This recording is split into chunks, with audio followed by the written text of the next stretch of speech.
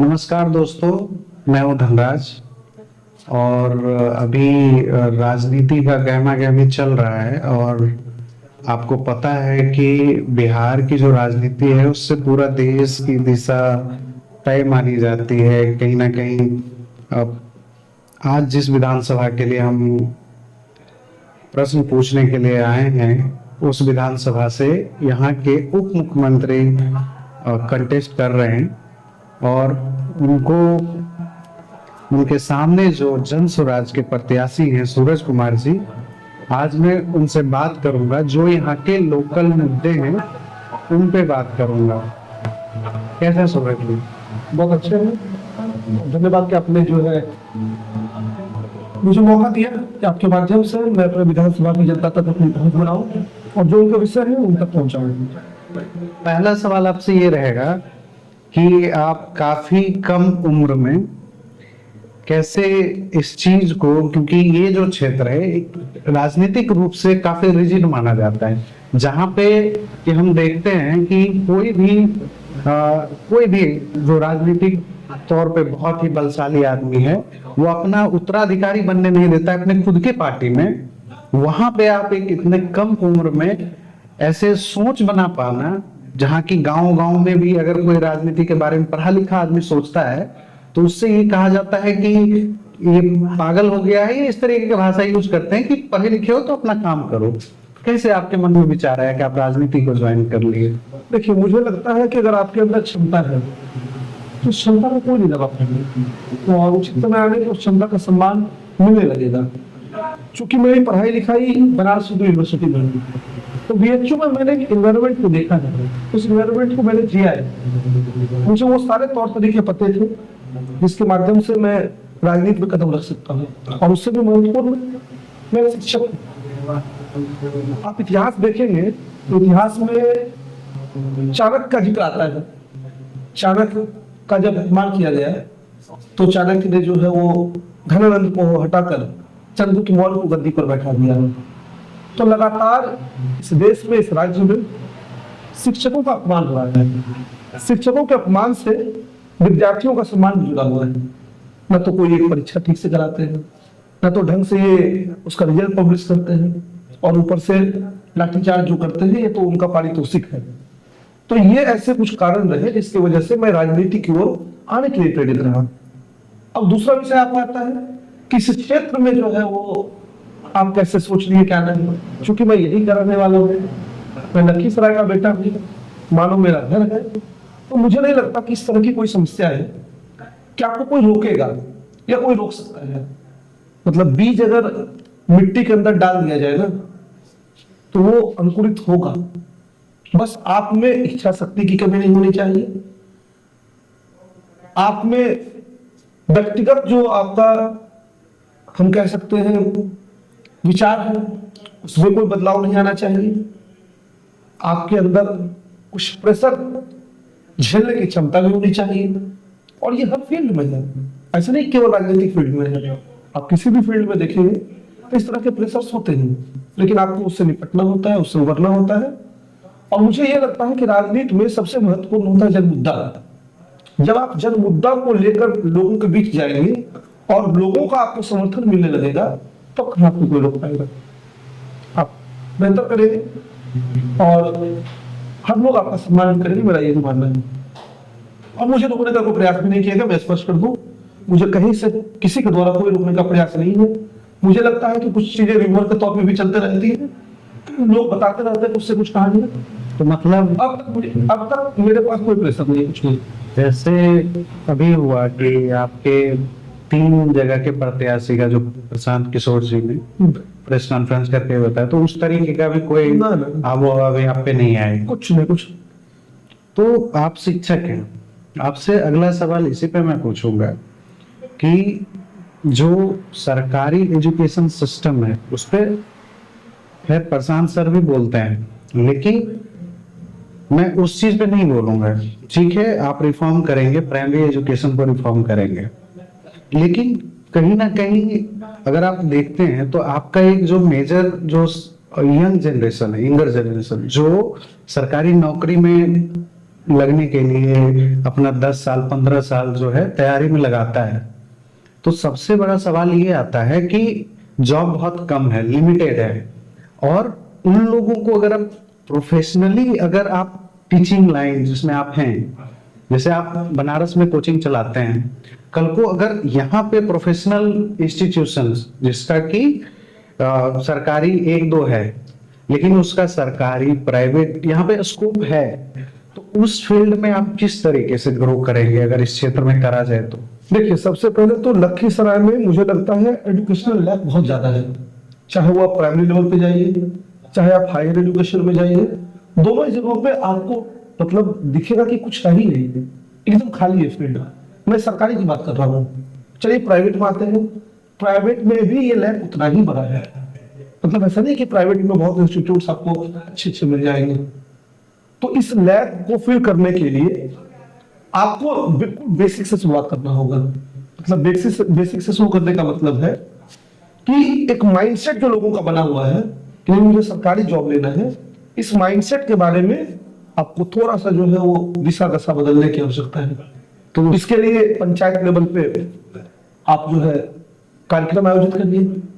Panchayat level पे जब युवा जुटेंगे, और जिन युवाओं को मान लीजिए नौकरी नहीं मिली है, तो तय नहीं मिली है, कई लोगों का एज समाप्त हो गया, वो लोग विशेष करके उसमें अट्रैक्ट होंगे और उनको लगेगा कि नहीं इनकी बात में दम है, वो अट्रैक्ट होकर जो मुद्दों को मैं रखूंगा कि कैसे आप डिजिटली कुछ चीजों को सीख सकते हैं, कैसे आप उसको इम्प्लीमेंट कर सकते हैं, इस न्यू वर्ल्ड जिससे बिहार जो है वो पीछे है, उस न्यू वर्ल्ड में कैसे आप अपनी प्रेजेंस जो है शो कर सकते हैं, इसके माध्यम से आप अभी कर सकते हैं। अगर उस लेवल पे कुछ भी लोग आगे सक्सेसफुल होते हैं तो एक इम्पैक्ट क्रिएट होगा कि नहीं मतलब केवल यही रास्ता नहीं था, एक रास्ता ये भी था।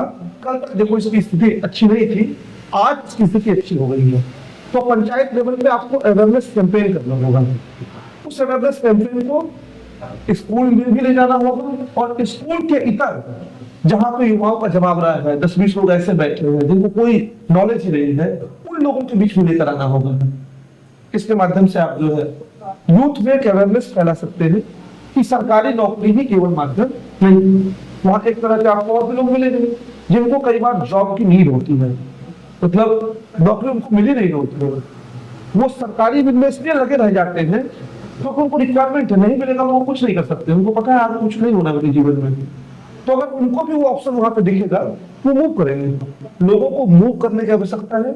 एक भेड़ चाल बिहार में बना दिया गया है, इस भेड़ चाल से हटने की आवश्यकता है और ये सब संभव है।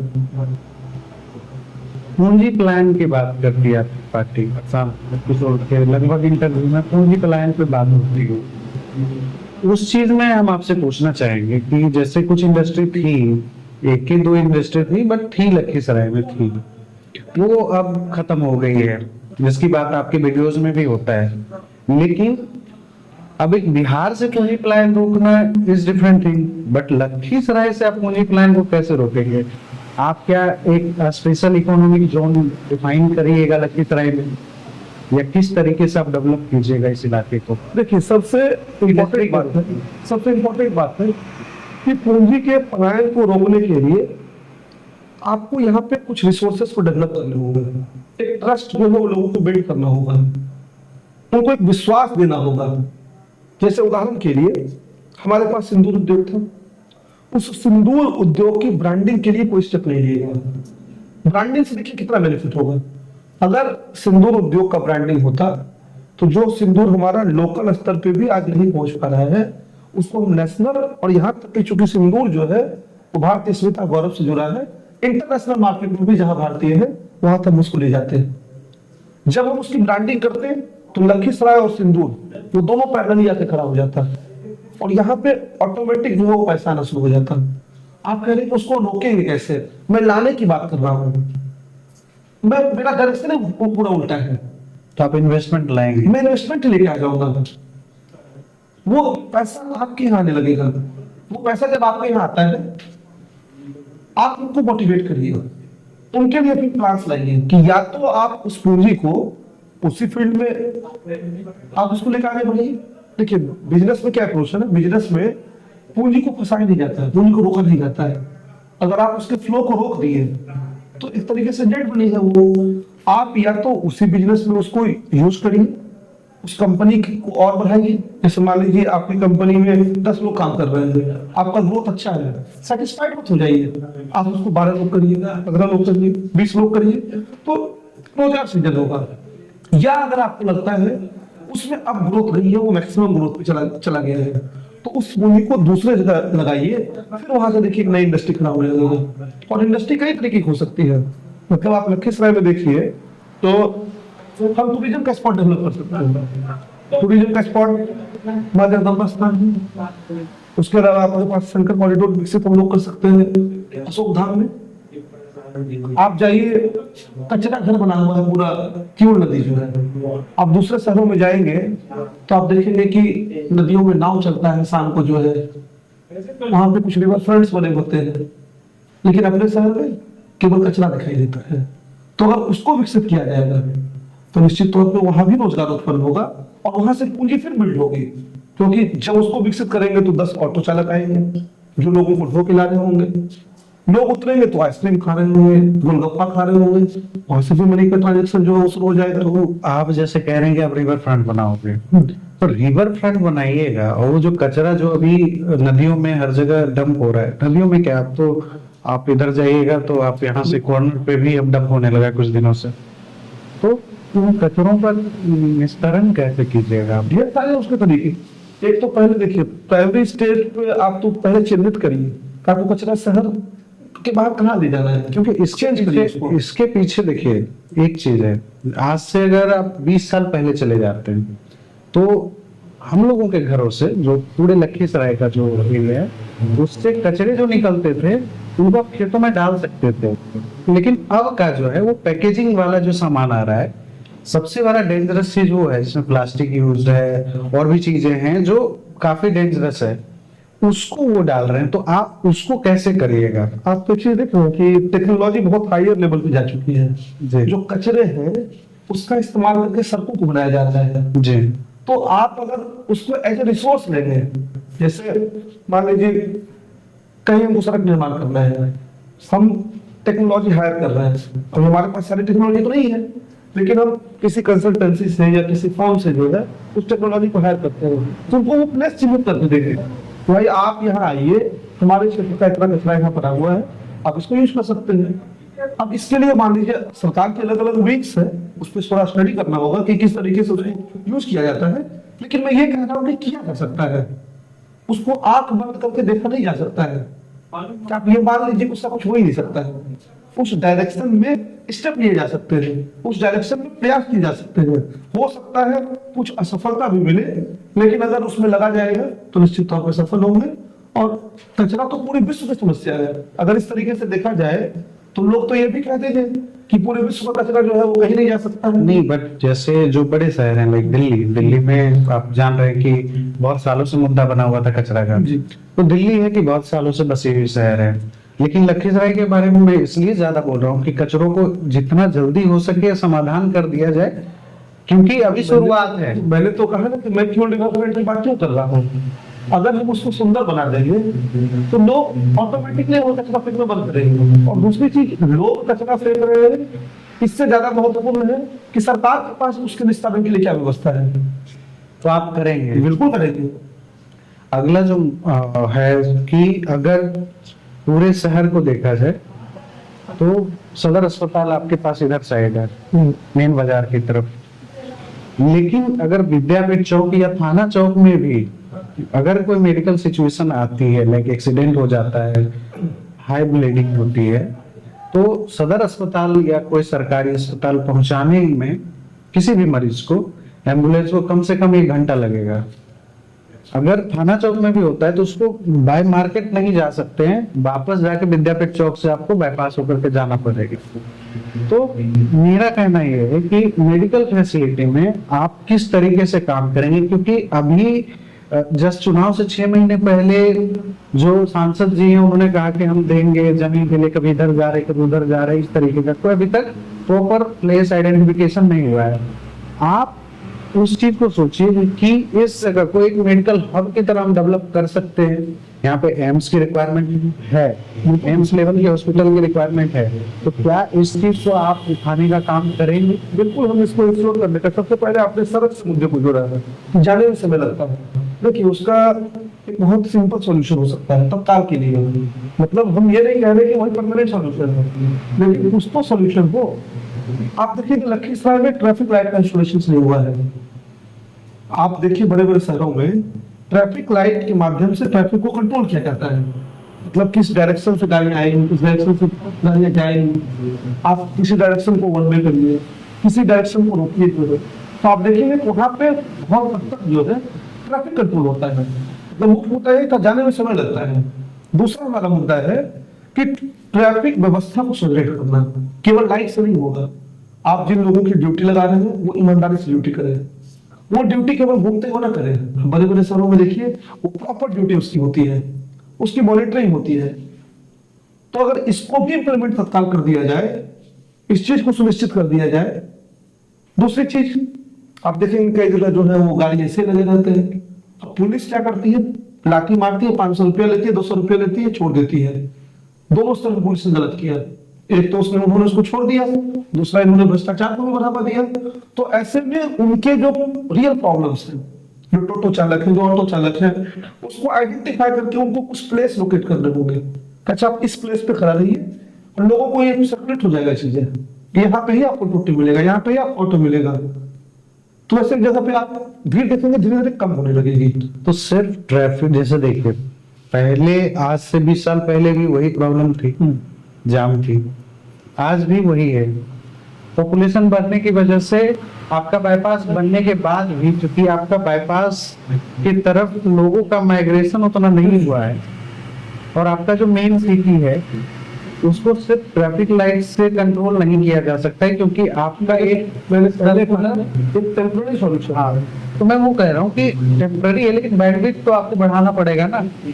मैं तो कह ही रहा हूँ, कैसे उसके लिए आपको बाईपास वगैरह की फिर से नीड पड़ेगी। एक बाईपास से आपका काम नहीं चल रहा है, आपको अलग डायरेक्शन से रोड निकालने पड़ेगी। इसके लिए प्रॉपर आपको स्टडी करनी होगी कि कौन कौन से ऐसे पॉइंट्स हैं जिसपे कि ट्रैफिक को हटाना बहुत इंपॉर्टेंट है। वैसे पॉइंट्स को कैसे थोड़ा लंबा किया जा सकता है, थोड़ा चौड़ा किया जा सकता है, इस पे आपको एक विजन देखना होगा। कहाँ क्या क्या कोई ऐसा साइट है जहाँ पे अगर हम ओवरब्रिज बना दें, जैसे मान लीजिए हमारा स्टेशन जोन है, तो क्या हम वहां बना सकते हैं। इन सारी चीजों पे प्रॉपर स्टडी की नीड है।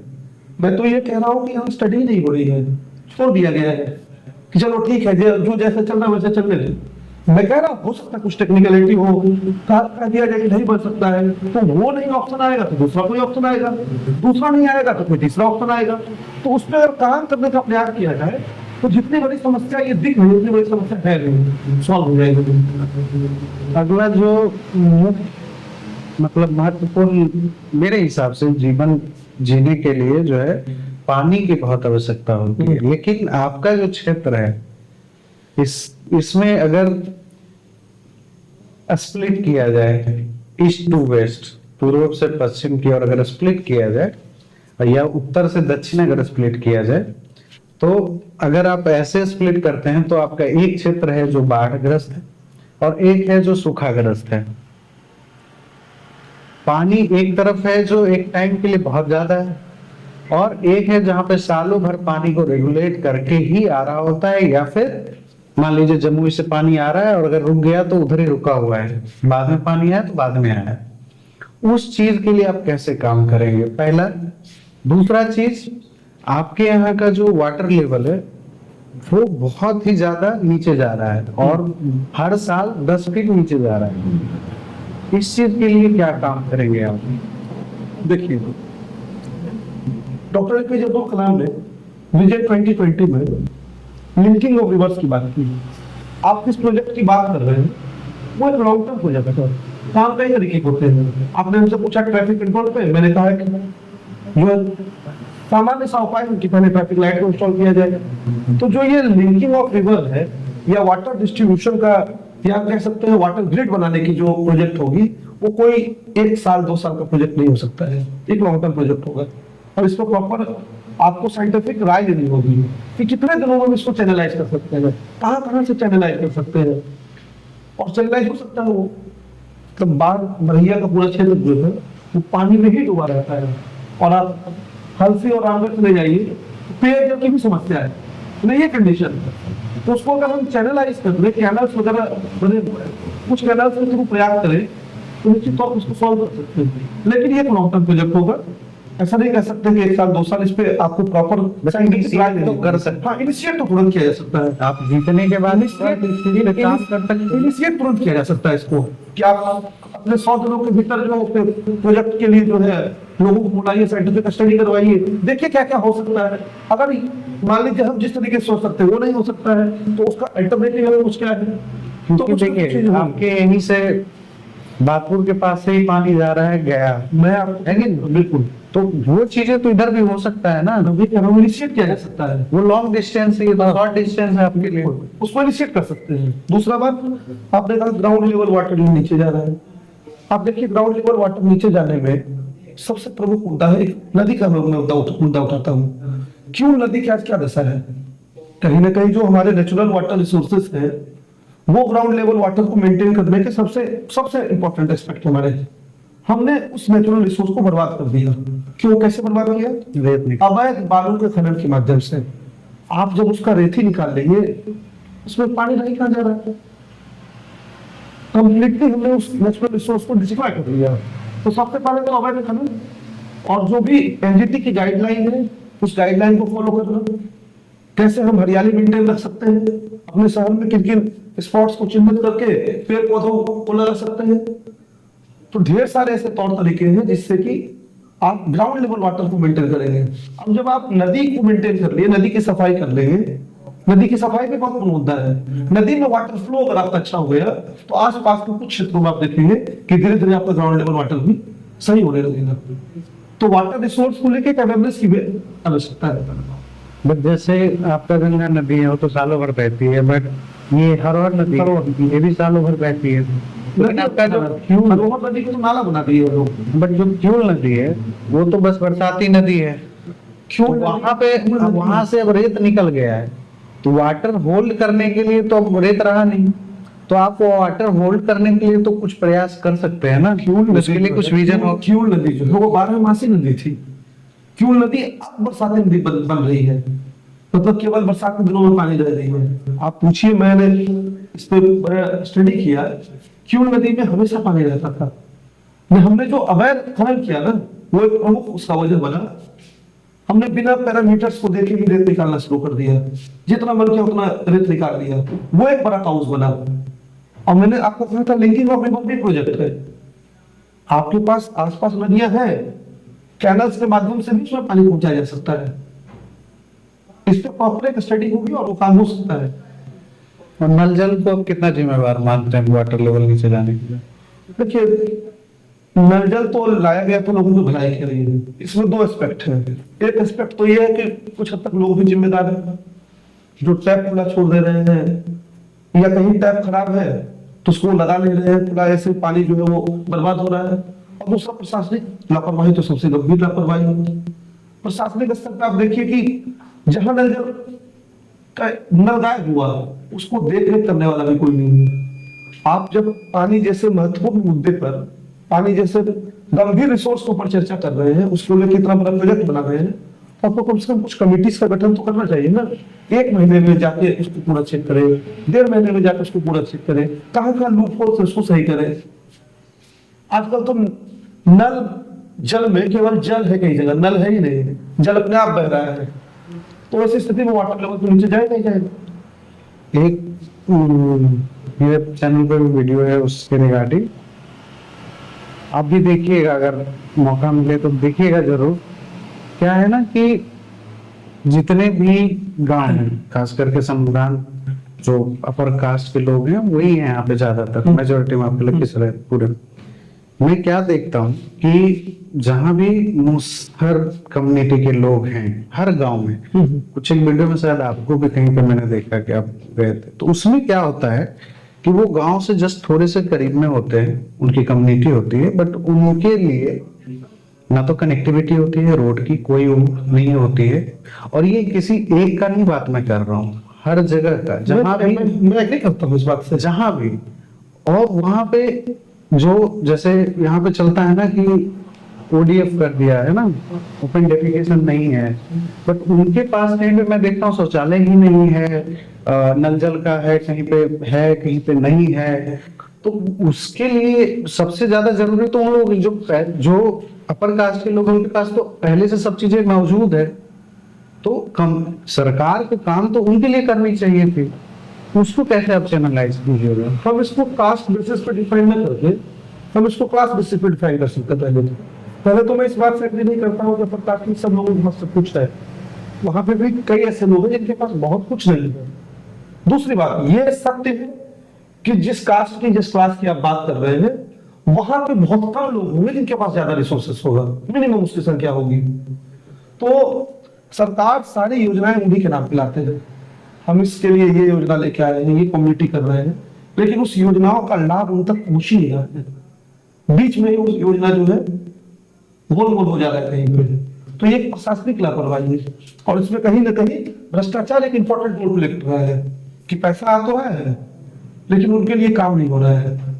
मैं ये नहीं कह रहा कि उनकी सारी समस्याओं को तुरंत सॉल्व किया जा सकता है। जैसे आप चले जाइए कैंडी में जब आप जाएंगे उस कम्युनिटी में, तो वहां पे पानी 2-2 किलोमीटर दूर से महिलाएं ला रही हैं। हम नहीं कह रहे कि आप सब घर में नल जल दे दीजिए, अगर आपके पास उतना फंड नहीं है, एक ट्यूबवेल तो लगा सकती है सरकार। कह दे कि 2 किलोमीटर से ना भाई, तुम 200 मीटर से पानी लेके जा सकते हो। तो देखिए, अगर प्रॉब्लम सॉल्व कर नहीं पा पाएंगे तो आप प्रॉब्लम सॉल्व कर ले जाएंगे।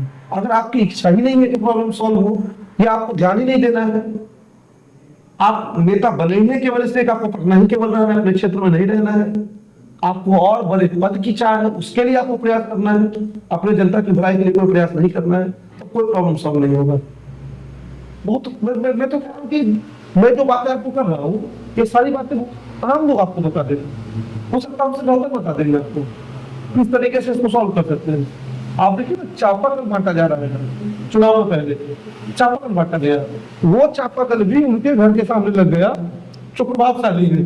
उनको नहीं पता ये बात, उनको डर है इस बात का कि अगर हमने मना किया तो जो वोट हमको मिल रहा है वो वोट हमको नहीं मिलेगा, क्योंकि उसी व्यक्ति का प्रभाव की राजनीति कर दी गई है। लेकिन अब जब प्रशांत जी आए हैं, तो आप जिस कम्युनिटी की बात कर रहे हैं, उस कम्युनिटी में भी एक अवेयरनेस देना है कि पैसा ले लेना है, लेकिन बटन इस बार अपने हिसाब से दबाना है। तो लोग जनसुराजी हो गए हैं, भीतरिया जनसुराजी है, और ये भीतरिया मार इस बार दोनों दलों को दिखाएगा। भूमि सुधार पे बहुत बात करते हैं प्रशांत सर। अगर पिछले कुछ सालों से यहाँ पे जमीन के नाम पे जो ये हुआ कि भूमि सर्वे और ये करके अगर आप देखो, तो लोग जो है बहुत एक कह सकते हैं कि बेचैनी है लोगों में, क्योंकि जमीन का दादाजी परदादाजी के नाम से है, और उसको जो है फिर से नीचे लाने के लिए, या अभी जो महाअभियान भी चलाया जल्दी से इस सरकार ने, उसमें एक चीज देखा गया है कि बहुत सारे लोगों से कंप्यूटर जो डिजिटाइज्ड है उसमें क्या हुआ है, गलत डाटा चढ़ा हुआ है हर जगह, और उसको सही करने के नाम पे लगभग हर गांव से जो सरकार के द्वारा अपॉइंटेड लोग थे, भले वो कॉन्ट्रैक्ट बेसिस पे थे, उन लोगों ने बहुत पैसे यहाँ से वही करके गए हैं। इस पे कोई बात नहीं करता, इसलिए मैं ये पूछ रहा हूँ, क्योंकि इस क्षेत्र में ये चीज हुआ है और इस पे कोई बात नहीं करता है। शायद आप अगर क्षेत्र में घूम रहे हैं तो आपको ये पता होगा, तो कैसे इस चीज को आप करेक्ट कीजिएगा, सही कीजिएगा? ये तो भ्रष्टाचार से संबंधित विषय है। मतलब किसी की जमीन किसी के नाम पे शो कर देना, फिर उसको ठीक करने के लिए पैसा लेना, इसको करेक्ट करने के लिए बहुत लंबा तालझाम की प्रक्रिया थोड़ी है। आप इसके लिए जो है आपने एक टीम बनाया है जो सर्वे करेगी। आपके पास कंप्लेन भी आते हैं, कंप्लेन रेजिस्टर का बस आप जो भी आपको कंप्लेन आ रहे हैं, आप उन कंप्लेन्स को सॉल्व करने का एक प्रोसेस बना दीजिए कि आपके नाम पे गलत जमीन चली है, ये सॉल्व नहीं हो रहा है, आप पूछिए कैसे हो गई। प्रशासनिक अधिकारियों में इच्छा शक्ति होनी चाहिए कि गलत है तो उस पर हम कार्रवाई करेंगे, इच्छा शक्ति नहीं उनको, बट उनके अंदर नहीं है ना, तो कैसे होगा? तो भ्रष्टाचार से संबंधित मामला है, तो इसको करिएगा, बिल्कुल करिए। देखिए, अगर आपकी जरूरत कम होगी, आपने अपनी उम्मीदें कम पाल के रखी है, आप खुद भी कुछ निर्णय देने में यकीन नहीं रखते हैं, तब तो आप कर सकते हैं। लेकिन अगर आपकी भी इच्छा है कि कुछ प्रतिशत हमको भी मिलता है, कुछ हमको भी टेंडर उसकी वजह से मिलता रहे, कुछ आप भी गड़बड़ी करते रहेंगे, तब आप नहीं टोक पाएंगे। अधिकारियों का मनोबल तब बढ़ता है जब आप अधिकारी को फोन करके कहते हैं अच्छा इस फलाना जमीन को उसके नाम पे कर देना, देख लेना। देख लिया, उसके बाद वो 10 लोगों को देख रहा है। अब कंप्लेन तो उसमें कोई एक करेगा, एक कंप्लेन करेगा तो आप बोलेंगे भी नहीं, क्योंकि एक को देखने तो आपने ही कहा था। तो ये सब भ्रष्टाचार से संबंधित मामला है, कोई बहुत बड़ा इशू नहीं है ये।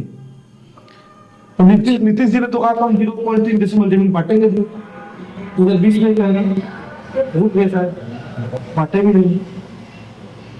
वही 0.3 डेसिमल करके बांटा है एक जगह पे। एक आध और जगह वो जो वीडियो मैं जो जिस कई वीडियो जगह बटा है। जिस वीडियो का मैंने जिक्र किया ना आपसे, हो सके तो वो आता तो ऐसे सूझगढ़ा उसमें आता है, तो मुझे लगता है कि आप दोनों प्रत्याशियों को वहां एक बार जाना चाहिए।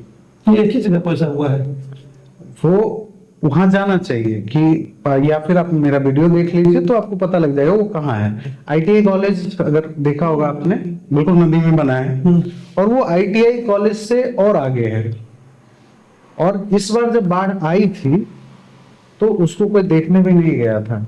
भगवान अगर अच्छा हुआ कि उधर तेज धार से जो 2003 में जिस तरीके की बाढ़ आई थी या 2000 में आई थी एक बार, उस तरीके की बाढ़ नहीं आई, नहीं तो वो सारे गांव वाले बह जाते और किसी को पता भी नहीं लगता।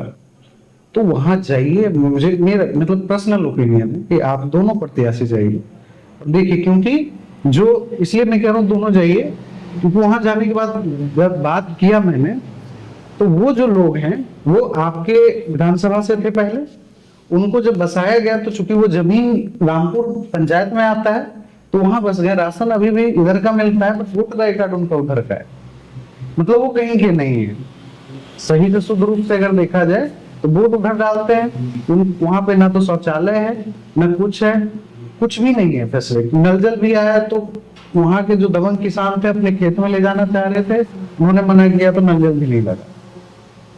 उसका स्कूल हमारे गांव के सलौना चक में चलता है। तो इन चीजों पे आप एक बार जाइए, मतलब इस चीज के लिए मेरा एक सजेशन है कि आप लोग इलेक्शन से पहले एक बार अगर हो सके तो जाइए देखिए। दूसरा चीज है कि जब अभी टिकट बंट रहा था, क्योंकि पहला बार ऐसा देखा गया कि मल्टीपल कैंडिडेट रखे गए, उनमें से किसी एक को टिकट मिलना था, ये पहली बार। बाकी कांग्रेस भी करती है लेकिन पहली बार ऐसा हुआ जो सबको दिख रहा था। कांग्रेस भी ऐसा ही प्रोसेस अपनाती है कि 5 लोग 6 लोग उसका फॉर्म भरते हैं और उसमें से एक को चूज करते हैं। लेकिन आपके में नई पार्टी थी तो बहुत सारे नए लोग, नए चेहरे जुड़े थे। उसमें से एक ने इल्जाम लगाया कि हमें टिकट दिया गया, फिर जो है पैसे लेकर किसी और को दिया गया। तो आपने कितना पे किया है? मैं ऐसी बातों को बहुत तवज्जो नहीं देता हूँ, क्योंकि मान लीजिए किसी के इल्जाम लगाने पे कुछ सिद्ध नहीं होता, पहली बात तो ये। दूसरी बात ये कि प्रशांत किशोर जैसे व्यक्ति को खरीदना, टिकट खरीदने की बात यानी व्यक्ति खरीदने की बात भी है।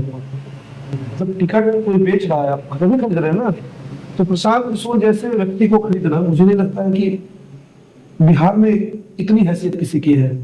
जो व्यक्ति प्रधानमंत्री के खिलाफ बोल सकता है, जो व्यक्ति गृह मंत्री के खिलाफ बोल सकता है, जो व्यक्ति सारे विपक्ष के खिलाफ बोल सकता है, जो व्यक्ति किसी भी दल के खिलाफ बोल सकता है, उस व्यक्ति को क्या लगता है 40-50 लाख रुपए खरीदा जा सकता? नहीं संभव नहीं है। मैं अपने से स्पष्ट करता हूँ, ऐसा कुछ भी नहीं। ये तो एक प्रक्रिया थी, उस प्रक्रिया में मापदंड बनाए गए थे कि आपको कुछ मापदंड के आधार पर टिकट जो है दिया जा सकता है। तो उन्होंने तय किया भाई मुझे सीट से लड़ाना है। तो अन्य जितने लोग थे, स्वाभाविक ही नेचुरल प्रोसेस है, ये भी ह्यूमन प्रोसेस है कि आपको कुछ क्षण के लिए जो है धक्का लग सकता है, लेकिन उसको इस स्तर पे लेके जाना ये बिल्कुल पार्टी विरोधी गतिविधि तो है ही है, सरासर जो नैतिक रूप से भी गलत है। उनको इस बात का साक्ष्य देना चाहिए। मैं इस पर टिप्पणी नहीं करना चाहता था, उनको साक्ष्य देना चाहिए। उनको कहा वो दिया गया टिकट, वही दिया गया होगा तो होगा कुछ उनके पास, फोटो फाटा सब होगा। अब देखिए कोई प्रत्याशी बिना फोटो के जो है टिकट है, टिकट किसी को मिलता है तो फोटो वगैरह लिया जाता है, तो टिकट का फोटो होगा। दूसरा टिकट फिर गायब कैसे हो गया? तो ये कौन सी बात हुई? फिर 50 लाख में बिका, ये आपको किस सोर्स से पता चला? उस सोर्स को उजागर करना चाहिए और उसके कुछ प्रूफ देने चाहिए। जैसे आप देखिए प्रशांत जी ने जिस पे आरोप लगाते हैं कुछ प्रूफ देते हैं, बिना प्रूफ के आपने ये हमको अमेरिका से डोनाल्ड ट्रंप ने बुलाया है, आप ही था बुलाया तब जाइए। विजय सिन्हा ने अभी जस्ट 2 दिन पहले उन्होंने एक पोस्ट डाला है और उसमें उन्होंने कुछ नाम दिए हैं, जिसमें उन्होंने कहा है कि बड़हिया का जो प्रखंड अध्यक्ष है आपकी पार्टी से, वो पूरी टीम के साथ वो बीजेपी को ज्वाइन कर गए हैं। टीम में कितने लोग थे? ये डाले? नहीं, अच्छा, केवल टीम डाले जो? हाँ, कि पूरा का पूरा जो 2 लोग भेज सकते हैं, कुछ लोगों के नाम भी हैं उसमें। और उस पोस्ट में मैंने देखा है जो विजय सिन्हा ने खुद डाला है, जैसे सोशल मीडिया में ऐसे उनके लिए कम से कम ये तो आवश्यकता हो गई ना, जनसुराज का पोस्ट उनको डालना पड़ रहा है। एक स्तर पे तो वो चुनौती स्वीकार कर चुके हैं कि जनसुराज हमको धक्का दे दिया है। अभी तक तो लोगों को लगता था नहीं कुछ नहीं करेगा, वोट पिटवा है, यही लोग कहते थे। अब उनको फील हो गया अच्छा काट लिया, तो हम जितना सोचे तो उससे कई गुना ज्यादा काट लिया। इसीलिए हमारे अधिकारियों की आवश्यकता है उनको। पहली बात तो ये। दूसरी बात, जिनके संदर्भ में उन्होंने पोस्ट किया वो व्यक्ति पद पे है ही नहीं, कभी पूर्व में वो व्यक्ति कार्य किए हैं। उसी व्यक्ति जिसने आरोप लगाया उस व्यक्ति के साथ कार्य किए हैं, एक साथ उनके वीडियोज हैं, 2 संगठन में कार्य कर रहे थे, वो स्पाई हो सकते हैं किसी संगठन में आकर काम कर रहे हो। तो ये तो पहले सुनिश्चित कर लेना चाहिए उनको कि कौन है प्रखंड अध्यक्ष। मतलब हमारे जो प्रखंड अध्यक्ष तो हमारे साथ आज भी मजबूती से खड़े हैं। मतलब आप कह रहे हो कोई भी व्यक्ति किसी दल को बदल सकता है, कोई बड़ी चीज नहीं है। ये राजनीति में बहुत ही स्वाभाविक सी प्रक्रिया है।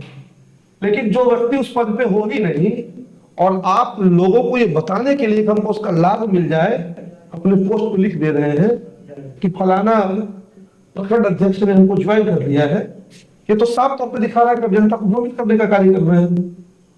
पद में ही नहीं हो व्यक्ति। मतलब आपके पार्टी के यूएसपी को वो मान रहे हैं ना? बिल्कुल मानना ही पड़ेगा, मान रहे हैं ना? मानना पड़ेगा।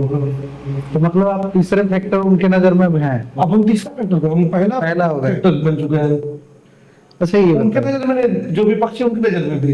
अच्छा ये बताइए, इस क्षेत्र में जैसे मैं घूमा तो मेरे को घूमने के बाद मुझे ये रियलाइज हुआ कि लोगों में विजय सिन्हा के खिलाफ थोड़ा सा वो है, थोड़ा सा, हाँ, मतलब मुझे जो एहसास, थोड़ा सा ही सहानुभूति होगा कहीं ना कहीं। पूरा एंटी इनकम्बेंसी ही है, थोड़ा नहीं है। तो क्या उस वोट को आप अपने तरफ कर पाएंगे? ये देखिए जनता का विषय है, जनता को तय करना है। उनके पास अब 3 विकल्प है, पहले 2 विकल्प हुआ करता था, अब जनता के पास 3 विकल्प है। मैं 3 इसलिए बोल रहा हूँ, और भी लोग हैं। मैं किसी निर्दलीय प्रत्याशी को उस रूप में नहीं देख रहा हूँ काम करते हुए। अगर कोई निर्दलीय होता तो मैं उसका नाम नहीं लेता, कहा ये भी बहुत एक्टिव है, हो सकता है एक्टिव हो लेकिन मेरे संज्ञान में नहीं हो। अगर वो होंगे तो मैं उनसे क्षमा मांगता हूँ, आप भी हो सकते हैं इफेक्टिव हो। खैर, तो मुझे 3 विकल्प समझ में आता है। एक विकल्प तो एनडीए महागठबंधन, एनडीए। दूसरा विकल्प आपका महागठबंधन। तो एनडीए के बारे में आप खुद भी कह रहे हैं कि एंटी इनकम्बेंसी तो तगड़ी है। अब हम महागठबंधन पे आते हैं, तो महागठबंधन से पिछले बार जो उम्मीदवार थे वो थे अनिश कुमार। देखिए, राजनीति में पक्ष और विपक्ष दोनों का योगदान होता है। मैं आपसे जितनी बात कर रहा था, मैं आपको फिर कहता हूँ ये बात कि चुनाव का परिणाम क्या होगा नहीं होगा ये अलग विषय है, लेकिन इतने विषयों को लेकर मैं बार बार जनता को जिज्ञासा रहूंगा कि लखीसराय में ये डेवलपमेंट होना चाहिए, लखीसराय में ये डेवलपमेंट होना चाहिए, लखीसराय में विकास पे काम होना चाहिए। राष्ट्रपति को पत्र लिखते रहेंगे, प्रधानमंत्री को पत्र लिखते रहेंगे, जनता के बीच अवेयरनेस कैंपेन चलाते रहेंगे। नहीं कुछ होगा तो साइन करवाते रहेंगे, भैया आप भी साइन करिए, ये काम होना चाहिए, आप भी लेटर दीजिए कि ये काम होना चाहिए। मतलब जीते या हारे आप रहिए। बिल्कुल बिल्कुल। तो मैं कह रहा था कि राजनीति में पक्ष विपक्ष दोनों का रोल होता है। 60,000 विश्वास उनको पिछली बार प्राप्त हुआ, पहले 60,000 मत प्राप्त हुआ था। तो उन्होंने किन किन मुद्दों के लिए संघर्ष किया, ये क्षेत्र की जनता को पहले चिन्हित करना चाहिए। दूसरा बात, हम नए दल हैं, उनको लग सकता है नया दल है, पहली बात है। वो ये भी देखे कि पिछली बार जब वो चुनाव लड़ रहे थे तो कितने लोग जो है उनका नाम रख रहे थे, नहीं जान रहे थे। उनकी क्या पृष्ठभूमि थी? मैं एक पृष्ठभूमि लेके आया हूँ, एडुकेटेड पृष्ठभूमि लेके आया हूँ। मैं बीएचयू का छात्र हूँ, मैं गौरव से इस बात को कह सकता हूँ। मैं पीएचडी कर रहा हूँ, कोई मामूली बात नहीं है ये। हमारे पास अपना इंस्टीट्यूट का 10 लाख बच्चों को पढ़ाने का अनुभव है। तो मैं उस पृष्ठभूमि से निकल के आया हूँ, मैं तब क्या आया हूँ, ऐसे मैदान में नहीं उतर गया हूँ। मेरे पास अलग अलग चीजों को करने का अनुभव है। तो उन्होंने 60,000 प्राप्त करने के बाद भी कुछ काम नहीं किया, तो हमसे नीचे है ना। हमको अभी जनता ने एक मत नहीं दिया है, तब भी हम जनता की आवाज उठा रहे हैं। अब कहने ये तो आवाज आप जो है टिकट मिलने के बाद उठा रहे हैं, ऐसा नहीं, टिकट मिलने के पहले से उठाना शुरू कर दिए थे। तो जब से हमने पार्टी ज्वाइन किया, हम क्षेत्र में दौरा करना शुरू किया, जनता की आवाज उठाना शुरू कर दिए। टिकट तो अब मिला ना, अब हम खुल के और मुद्दों को बता रहे हैं। अब हम और मजबूती से मुद्दों को रख रहे हैं क्योंकि पार्टी ने विश्वास दिखाया है। तो जब हम पहली बार में इतने मजबूत इरादे के साथ लड़ रहे हैं, इतने विश्वास के साथ लड़ रहे हैं, और जहां दूसरी ओर आप देखिए दल वाइज भी देखिए, तो मान लीजिए बीएसएनएल जी को हटा ही दीजिए, ऑलरेडी साइड लाइन है। महागठबंधन का इतिहास क्या है? उलटबंधन है। सीट को लेकर उनके बीच में विवाद है।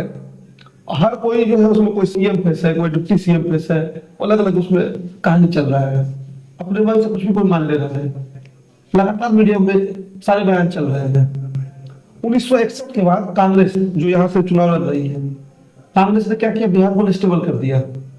किसी मुख्यमंत्री को 6 महीने का कार्यकाल दिया, किसी को 2 साल का कार्यकाल दिया, किसी को पूरा करने ही नहीं देते थे। बिहार में अनस्टेबल हो गए। 1990 में टेक ओवर कर लिया लालू जी ने। लालू जी के बाद तो हालत और खराब हो गई। लालू जी सामाजिक न्याय की बात तो करते रहे, लेकिन इनके इर्द गिर्द जितने लोग रहे उन्होंने अपने हिसाब से सामाजिक न्याय को घुमा दिया। तो वैसे दल से वो लड़ रहे हैं जिनके ऊपर आरोप है फिरौती, अपहरण, डकैती, मर्डर, जिसको जंगल राज यहाँ की जनता कहती है। तो 40-50 साल की उम्र वाले हैं, इसलिए वो डरते हैं। हमको वो शासन नहीं चाहिए। इस डर से भी कई लोग सेना को वोट देते रहे थे, क्योंकि तीसरा कोई विकल्प था ही नहीं। इस बार तीसरा विकल्प आया है, तो निश्चित तौर पर जनता इधर ही मूव करेगी। जनता के पास ऑप्शन है, जनता मूव कर रही है। तो मतलब आपके साथ जब आप जाते हैं तो आपके साथ जनता खड़ी रहती है? आप तो देखिए, वीडियोस को निकाल के देखिए, गांव में घूमिए, आप खुद भी पता करिए। जनसुराज का अपना एक अलग इलेक्ट्रिसिटी करंट चल रहा है। जैसे यहाँ पे देखा जाता है कि इस कास्ट का उस कास्ट का, तो आपके साथ कास्ट वाइज फैक्टर देखिए उनके लिए महत्वपूर्ण होता है, जो कास्ट पर आधार बना कर राजनीति कर रहे हैं। मैं तो कर रहा हूँ, मैं हर कास्ट के लिए काम करूंगा भाई।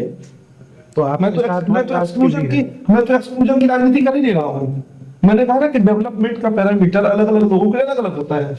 अगर किसी गांव में पानी की व्यवस्था हो चुकी है, किसी गांव में स्कूल की व्यवस्था हो चुकी है, और किसी गांव में पानी स्कूल नहीं है जो है, तो उस गांव में पहले पानी स्कूल की व्यवस्था होनी चाहिए। और हम ये नहीं कह रहे कि इस गांव में कुछ नहीं होना चाहिए, उसमें स्कूल के लेवल को अपग्रेड करने की आवश्यकता है।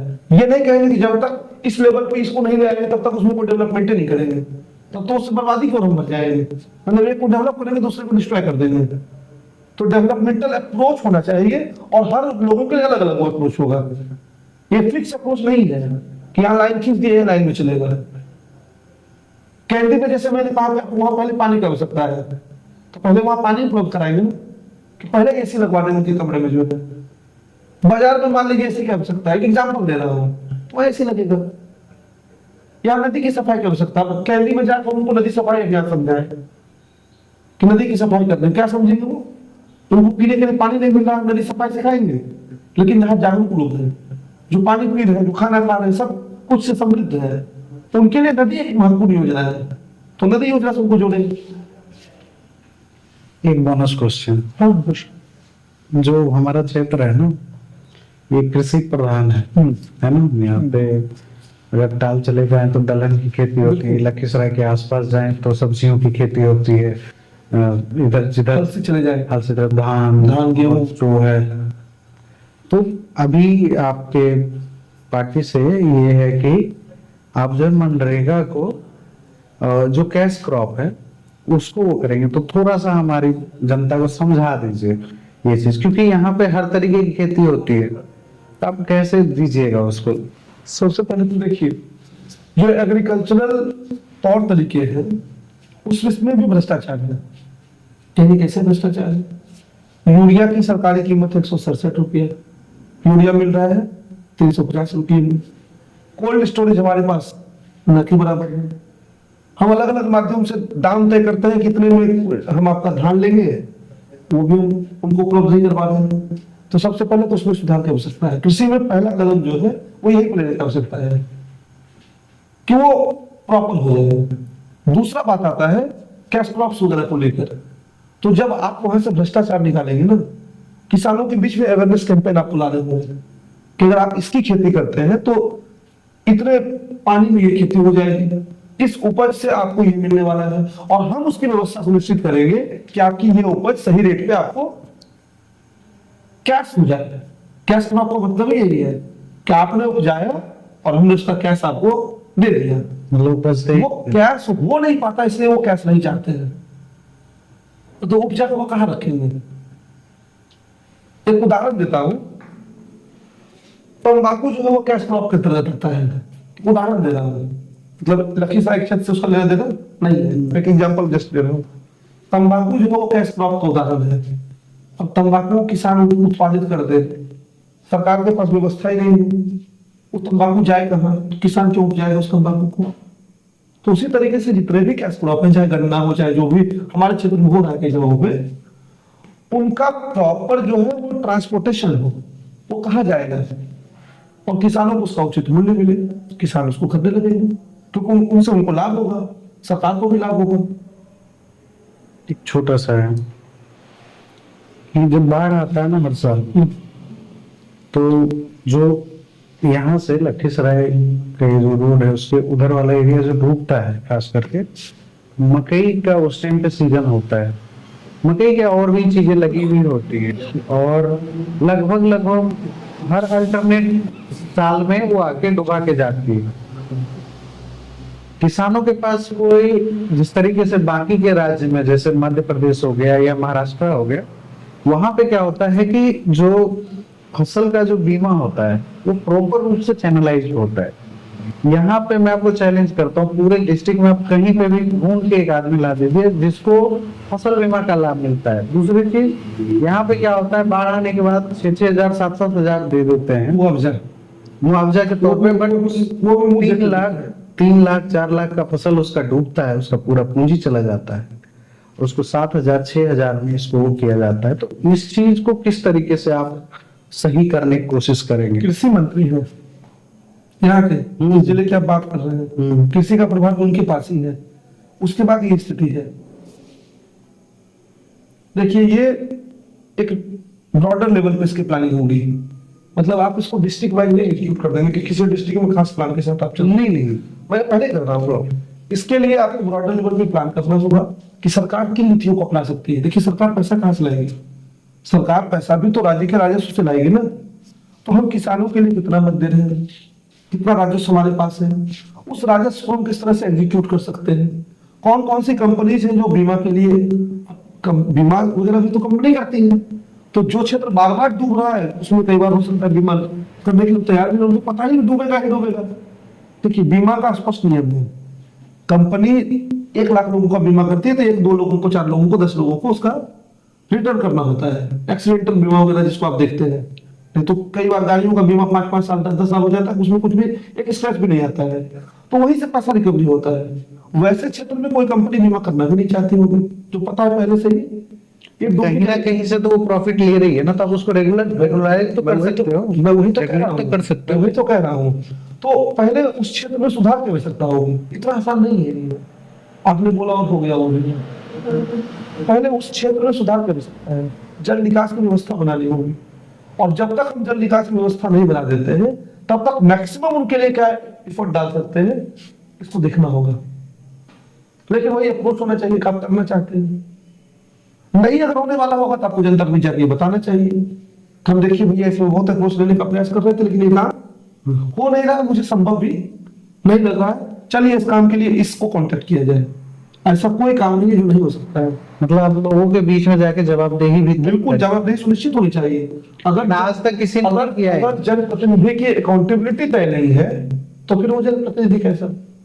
बट बातें तो सब कोई करते हैं, इस चीज को अगर आप नहीं करते हैं तो सवाल करने के लिए मैं तैयार हूं ना। तैयार रहिए, हम अगले 5 साल बाद आपको फिर देखेंगे नहीं। मैं जिस विजन के साथ जुड़ा हूं, अगर उस विजन से मैं हट जाऊंगा, मैं किसी विधायक का बेटा नहीं हूं, सामान्य परिवार से निकला हुआ लड़का हूं। हमारी अपनी अकाउंटेबिलिटी है, हम उस दुख दर्द तकलीफ को देखे हैं, हम उसके लिए काम नहीं कर पाएंगे तो रहेंगे। हम कोई गोल्डन स्पून लेके थोड़ी आए, कुछ देखे नहीं हो, हर कष्ट को हमने देखा है, धोखा का कोई प्रश्न ही नहीं है। मैं इसलिए तो कह रहा अकाउंटेबिलिटी भी तय कर रहा हूँ। मैं ये कभी नहीं कहा कि सारा काम हो जाएगा। मैंने कहा कि अगर ये काम मेरे बस में नहीं होगा, मैं उनको स्पष्ट बोलूंगा ये काम मेरे बस का नहीं है। अगर जनप्रतिनिधि ये सुनिश्चित करने लग जाए, अब इसका मतलब ये भी नहीं हर काम में जाकर बोल दे मेरे बस का नहीं है। ये असली ये भी होता है कि हमारे बस का नहीं है। आपके बस का नहीं है तो आपने क्या प्रयास किया, पहले ये भी दिखाइए। मतलब आपके बस का नहीं है उसको बताने के लिए आपको ये बोलना होगा। जब आप ये बात बोल रहे हैं तो 60,000, 70,000, 80,000 जितने लोगों का मत मिला है, आप ये भी उनको जाकर बता रहे हैं आप मेरे बस का नहीं है, यानी उनके बस का तो बिल्कुल नहीं है जो लोग हैं। तो उसके लिए क्या स्टेप होने चाहिए वो भी उनको तय करना होगा। वो भी उस जनप्रतिनिधि की ही जिम्मेदारी होगी कि मेरे बस का नहीं है तो और किसके बस का है, उसके पास भी ऑप्शन नहीं। ये नहीं कि अगला बोल के मेरे बस का नहीं है सो जाइए, ये अकाउंटेबिलिटी नहीं। थैंक यू, अच्छा लगा बात करके और आगे भी प्रयास करेंगे। अब जीतिए या हारिए जो भी, बिल्कुल बिल्कुल रिजल्ट तो खैर जनता के हाथ में होता है। बट मैं ये जरूर चाहूंगा कि जो भी रिजल्ट आए बट जनता के बीच में मैं फिर से देखना चाहूंगा आपको, आप एकदम जैसे भी हो। इसके लिए और जिस सहजता से आपने जवाब दिया है, मैं आगे भी चाहूंगा कि इसी तरीके से लोगों के बीच में रहें। Thank you. और एक बार चैनल को सब्सक्राइब करने के लिए कह दीजिए। चैनल को आप लोग सब्सक्राइब कर लें और बेल वाला आइकन दबा दें ताकि इनके सारे वीडियोज आपको टाइम टू टाइम मिल जाए। और प्यार दीजिए इनको ढेर सारा, जो है अपने कुछ दोस्तों को भी शेयर कर दीजिए। Thank you.